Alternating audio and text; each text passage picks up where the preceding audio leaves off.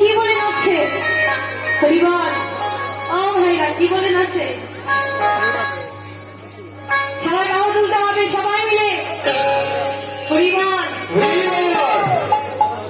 সকল ভক্তগণকে নিয়ে মহাপ্রভু গৌরহরি নৃত্য করছে কি বলে? বলো হরিবল হরিবল।